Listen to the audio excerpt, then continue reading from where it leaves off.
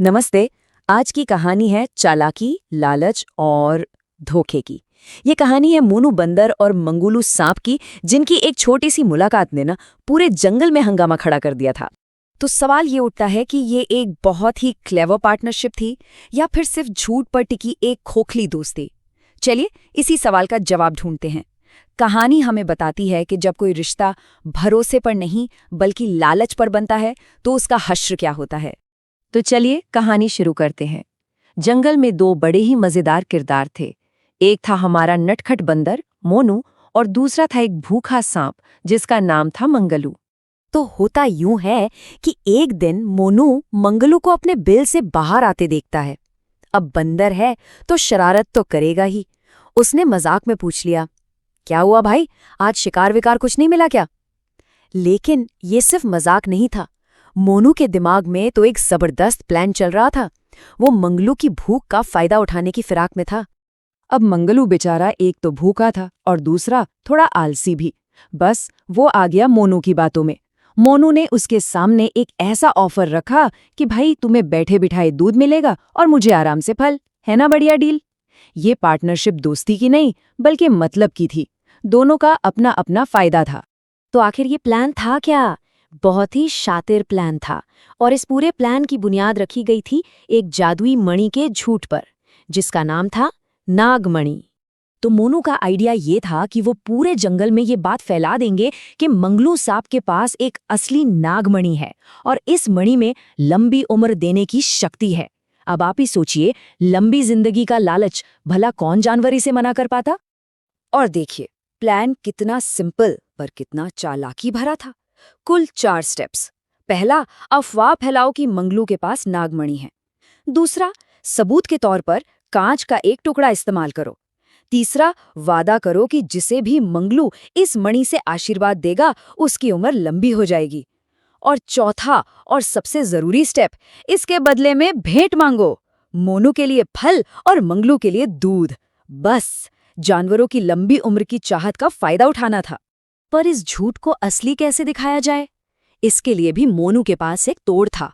उसने मंगलू को समझाया कि देखो, तुम ये मणि सबसे पहले जवान जानवरों के सर पर रखना। क्यों?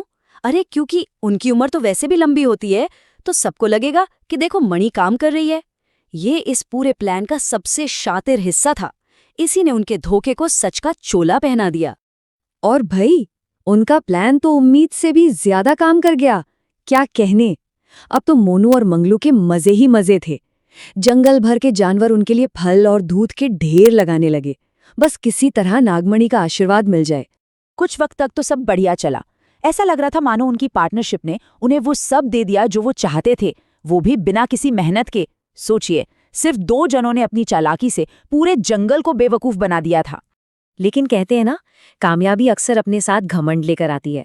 और यही हुआ मंगलू सांप के साथ। उसे अपनी नई पावर का कुछ ज्यादा ही नशा चढ़ गया। अब वो लापरवाह होने लगा, सबसे बदतमीजी करने लगा और दुश्मन बनाने लगा। वो ये भूल ही गया कि ये सारी इज्जत एक नाजुक से झूठ पे टिकी है। और बस यही घमंड उनकी बर्बादी की वजह बनने वाला था। और पंगा भी किससे लिया? जंगल के राजा शेर और ताकतवर हाथी से। जब घमंडी मंगलू ने उन्हें भी मणि का आशीर्वाद देने से मना कर दिया, तो बस उनका पारा चढ़ गया। उन्होंने तय कर लिया कि अब तो इस मणि को छीनना ही पड़ेगा। अब खेल का पासा पलटने वाला था। तो अब शेर और हाथी ने भी मिलकर एक प्लान बनाया। मंगलू का पर्दाफाश करना था और मणि भी हथियानी थी। मतलब अब धोखे का जवाब धोखे से मिलने वाला था।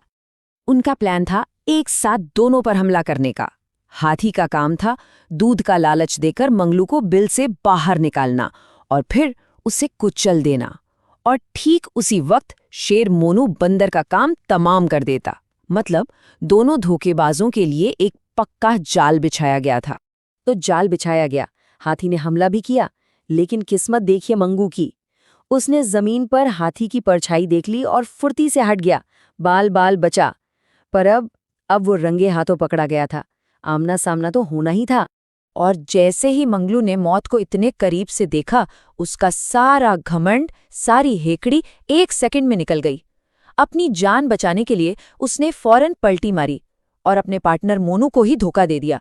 उसने शेर और हाथी के सामने सारा सच उगल दिया। बोला, महाराज मुझे माफ कर दो, ये कोई मणि नहीं है, ये तो कांच का टुकड़ा है, ये सब मोनू का किया धरा है। उधर हाथी ने मोनू को अपनी सूंड में लपेट लिया था। बेचारा मोनू, अब उसे अपने पार्टनर की याद आई। वो चिल्लाया, भाई मंगलू, जल्दी से हाथी को काटो ताकि मैं भाग सकूं। अब ये उनकी मतलब की दोस्ती का असली टेस्ट था। लेकिन मंगलू, अरे उसने तो साफ साफ मना कर दिया। बोला, मैं जैसे ही उसे काटने जाऊंगा हाथी मुझे कुचल देगा, मैं तो अपनी जान बचाकर जा रहा हूं। और बस मंगलू ने मोनू को अकेला छोड़ दिया और उनकी पार्टनरशिप वहीं उसी पल हमेशा के लिए खत्म हो गई। तो भाई सच तो सामने आ चुका था, पार्टनरशिप भी टूट चुकी थी। अब वक्त था हिसाब का, दोनों को अपने किए की सजा मिलनी थी। तो शेर ने अपना फैसला सुनाया, मंगलू की जान बख्श दी गई, लेकिन सबको पता चल गया कि वो एक धोखेबाज है। और मोनू बंदर, उसे मिली सबसे बड़ी सजा, क्योंकि इस पूरे खेल का मास्टरमाइंड वही था। उसी ने जंगल का माहौल खराब किया था। उसे हमेशा के लिए जंगल से निकाल दिया गया। और जाते जाते मोनू ने अपने पुराने दोस्त मंगलू से कहा, भाई मंगलू, क्या रंग बदला है तुमने? सच है, इस जंगल में कोई किसी का अपना नहीं होता। उसके ये आखिरी शब्द दिखाते हैं कि उसे समझ आ गया था कि धोखे पर बनी दोस्ती में वफा की उम्मीद करना बेकार है। तो क्या इस कहानी का यही मतलब है कि कोई किसी का साथ नहीं देता, या फिर मतलब ये है कि अगर आप धोखा देंगे तो आपके साथ खड़ा होने वाला कोई नहीं बचेगा? ये कहानी हमें एक बहुत ज़रूरी बात पर सोचने के लिए मजबूर करती है। शायद दुनिया में वफादारी है, लेकिन वो कभी भी झूठ की बुनियाद पर नहीं टिक सकती।